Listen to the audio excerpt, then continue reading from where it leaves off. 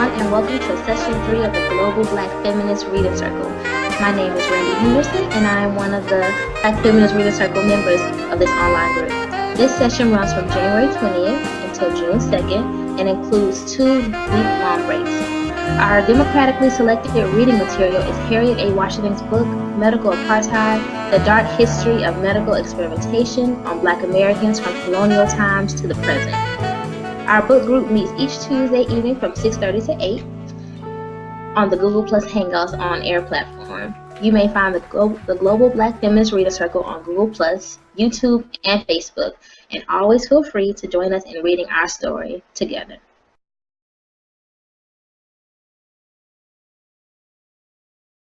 Good evening, everyone, and welcome to the Global Black Feminist Reading Circle.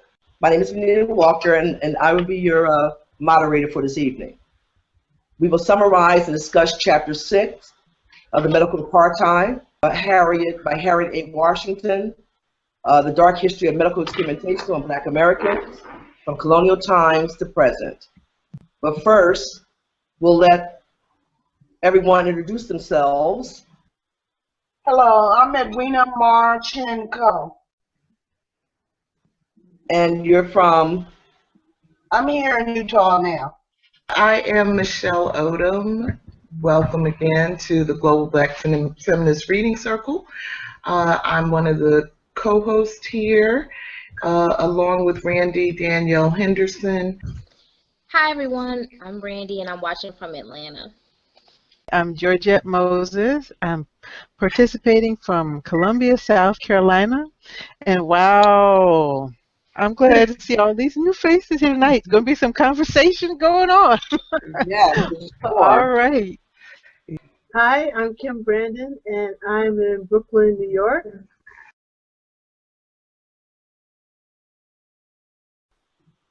Hi guys, this is Dawn. Hi, Dawn. Bringing you greetings from Columbia, South Carolina. Hello, George. Hello, Georgia homegirl. As the Civil War approached, the South's stronghold of slavery was weakening. The North's industrialized economy was no longer dependent on the South for cheap labor, and the rest of the nation grew tired of the political power the 3/5 clause afforded the South. Internationally, the medical rationale for slavery was viewed as ignorant and self-serving. Pro-slavery Southerners attempted once again to justify the institution of slavery as domestic and international opposition to slavery mounted. In 1840, for the first time, the, quote, insane and idiots, unquote, as they were known in the 19th century, but now as the mentally ill and the intellectually challenged were included in the U.S. Census. The results revealed that free blacks suffered higher mental illness than enslaved blacks. Thus, the cause of free blacks' mental illness was freedom. Thank you, Kim.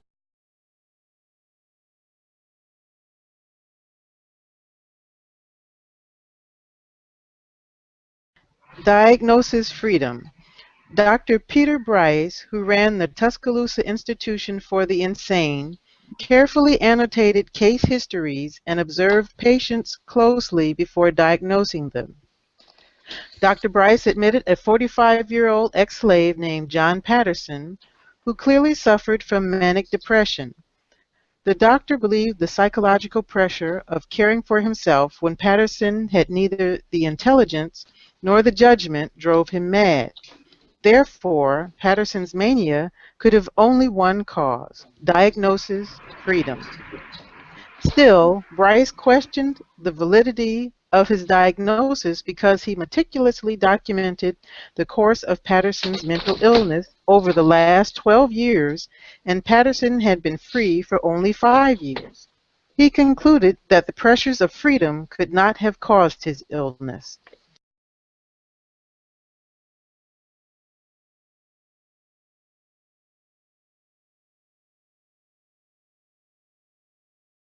Question number 1.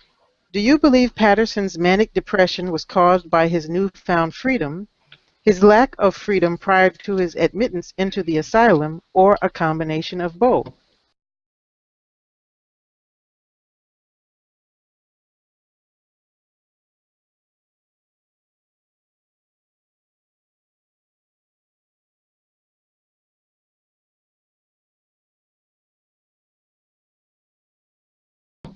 And question number 2, private for-profit prisons in the U.S. are a very lucrative business. Compare the newfound freedom, time served, of an ex-prisoner to the newfound freedom of an ex-slave. What is the chance of his or her survival on the outside? While contemplating this question, consider those that are incarcerated who suffer from mental illness. Wow. Mm-hmm. Wow. Excellent questions. Yes. Okay. Well, on that first question, even the doctor didn't believe his diagnosis. So no point in us believing it. Freedom was clearly not the cause of the man's mental illness. But as to the second question, which I do think is very interesting, comparing the freedom of an ex-prisoner to the freedom of an ex-slave, certainly freedom without the resources to care for oneself is enough to drive somebody mad. So in both cases, I don't know. I think when you get let out of prison, they put a few dollars in your pocket and send you on your way, where you then encounter a society that, for the most part, won't hire you because you have a prison record. Won't allow you to live in certain public housing. That essentially makes survival next to impossible, and essentially ensures that you will find your way back into the prison system because you don't have a way to survive. And so that is the conundrum that Black people found themselves in coming out of slavery. We had no employment. We didn't own anything. We didn't have any property. We couldn't grow any food. Didn't have any medical care. And so we found ourselves revolving back into the sharecropping system, which was really, not much different than the slavery system. So, I do think they have a lot. They have a lot in common. Thank you, Michelle. The second part of the question was his lack of freedom prior to admittance in asylum, or a combination of both. We know that it wasn't because he was free the necessary cause his insanity. However, did we think about whether it could be a combination of being free, slavery combined with being free, the pressure of slavery and then suddenly being free, or so that's why I actually posed that question. But we'll move right along. Well, I think I think the situation that humanity is in right now, if you own all the resources, if you own the land, and you own the air, and you own the water, and you own the trees, if you own all of the resources necessary for survival, and you don't allow anyone else access to those resources, then then we're in a bad place. Yes, I absolutely agree with that. I'm just going to interject just slightly because I see Venita is moving us along. No. I was waiting to see if anyone else had any other thoughts about that, maybe Edwina or Dawn. Well, I think that that in the early 1900s, what these so-called specialists, the doctors, were trying to say that freedom was the symptom. They gave the diagnosis of freedom as being a symptom because the free person, the free African slave, did not know how to adjust to living in their environment at that time without being under control, like the control of the plantation system. So that's what I got out of it. And so being so that free African slave was suffering from post-traumatic stress syndrome from being free. He didn't have anything to do. Like you said, there was a lack of resources. At least on the plantation, he or she was under control. There was something to do. There was a job to do. You had a place. You were in your place, so to speak. So I think that the physicians of that early 1900s were saying, and it was backwards. What they're very bigotry. It was bigotry involved. Was saying that they didn't really deserve freedom because they didn't know what to do with it, and freedom would probably drive them. That they would be under lack of control. Right. I think in the 21st century, I think a lot of the professionals still feel that way. They just haven't come out of this backward system.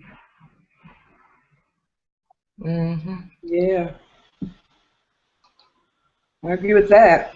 I also wanted to say that part of this, when you look at this whole situation, is that the physicians were really beholden to the slave owners. Yes. For everything. And their population and any research that had been done, just building on previous chapters, the research was only on blacks. And so vested interest in pathologizing our basic human need, freedom. And you still see that continuing today, as Edwina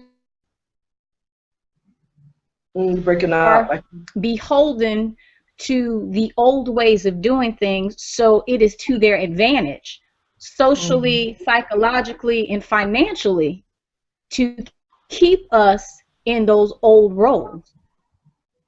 Absolutely. Yes. I guess for me, I like what Dawn is saying in terms of the fact that the doctors were beholden to the slave owners. It just seems like if you never give a person an opportunity to read or count money or do anything, then when they are free, and then they're not idle when they're free. They're spending all their time running from the Ku Klux Klan. I mean, it's not a freedom. It's no such thing as freedom, here. There's always a system in place that's right ahead of us to keep us down. And so I just think whatever this doctor said, he was being paid to say it. And the last thing is, in terms of prisons today, I remember I had a friend that she married somebody who went into prison very early. And when he got out, he was institutionalized. So everything he did in prison, he did at home. So at nighttime, he would wash his clothes, not her clothes, not the family clothes, just his clothes, because he was institutionalized. So I just wonder, what's that like for a free slave when, you're so used to being beaten and everything, until the fear is down in your bones, in your DNA, that one misstep, you'll be raped, you'll be killed. I love listening to it and saying the doctor was probably paid to say that, as opposed to listening to the terrorism that somebody has gone under and then not being treated, and you put them in a new terrorism.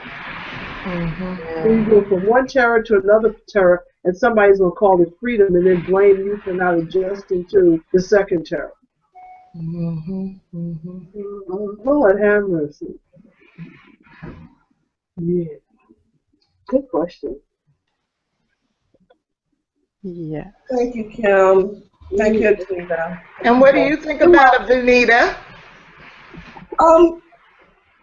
It makes logical sense. He was losing his mind before he was free. Okay. That's the first thing. He's right. Freedom didn't diagnosis of freedom does not fit. No, he had went crazy being a slave. As I said before, me and Michelle would have been running away every evening. Okay.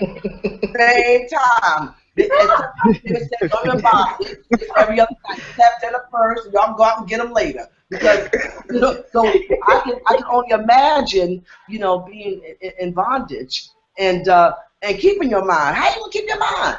I mean, today we have people that are functionally insane, walking around, sitting at the helms of Fortune 500 companies.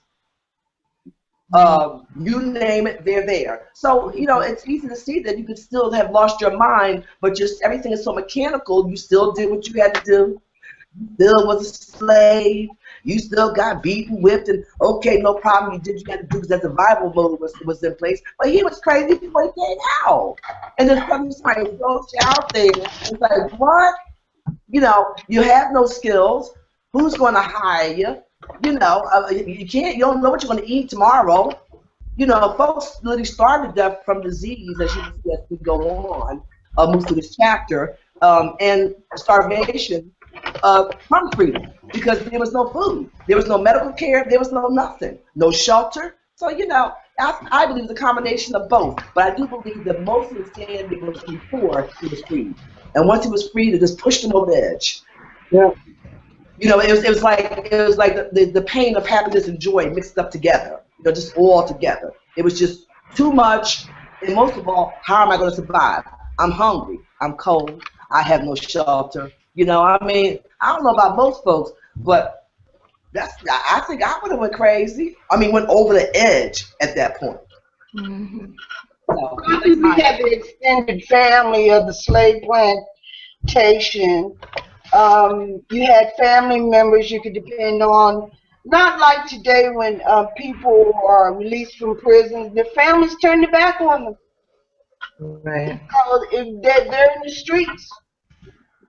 Yeah, but you have to realize that a lot of the families are also criminals. So one criminal can't help another.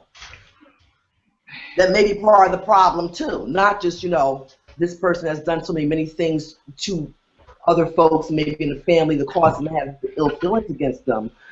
A lot of families, you got whole families of criminals. I grew up in the city of Philadelphia, and I actually knew whole families of criminals.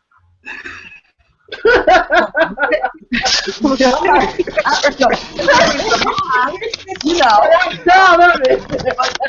weren't friends of mine, but I knew families, from the mother, the father, sister, brother, everybody was a criminal. So one blind person can't lead the other. Last I checked, but don't mind me. Thank you, Edwina. Thank you. You're welcome.